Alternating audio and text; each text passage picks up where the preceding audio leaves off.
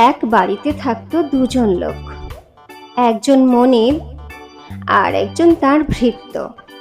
মনিব একদিন দেখলেন তার পাশের বাড়িতে বিয়ে হচ্ছে। বিয়েতে তাদেরও নেমন্তন্ন। বিয়ের দিন মহা ধুমধাম, কত লোকজন আসছে যাচ্ছে, কত হইচই হচ্ছে। ভৃত্য বলল, বাবু, বিয়েতে যাবেন না?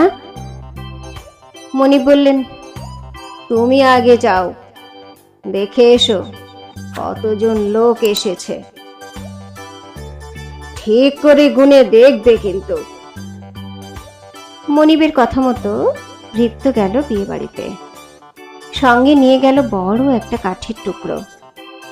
টুকরোটি সে বেরোনোর দরজার মুখে ফেলে রাখল। নিজে বসে রইল একটু তফাতে। এক এক করে গুনবে কতজন এসেছে। ওদিকে খাওয়া দাওয়া শেষ হলো। লোকেরাও এক এক করে বেরোচ্ছে আর কাঠের টুকরোটাতে হোঁচট খাচ্ছে। যেতে যেতে টুকরোটাকে গালাগালি দিয়ে যাচ্ছে। শেষে এলো এক বুড়ি, সেও হোঁচট খেলো, কিন্তু গালাগালি দিল না। কাঠের টুকরোটি এক পাশে সরিয়ে রাখলো, তাহলে পরে যে আসবে সে আর হোঁচট খাবে না। সব দেখে শুনে ভৃত্য ফিরে এলো বাড়িতে। মনিব জিজ্ঞেস করলেন, কি হে, কতজন মানুষ দেখলে? ভৃত্য বলল, মাত্র একজন। মনিব বলল, সে কি হে? তখন ভৃত্য সব কথা খুলে বলল। মনিব বললেন, ঠিক বলেছ, ঠিক বলেছ।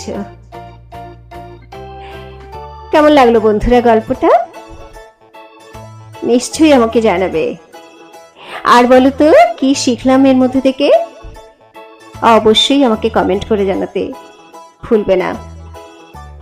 আর তোমার কাছের বন্ধুদের সবার সঙ্গে গল্পটা শেয়ার করে দিও। খুব ভালো থেকো, আনন্দে থেকো। নমস্কার।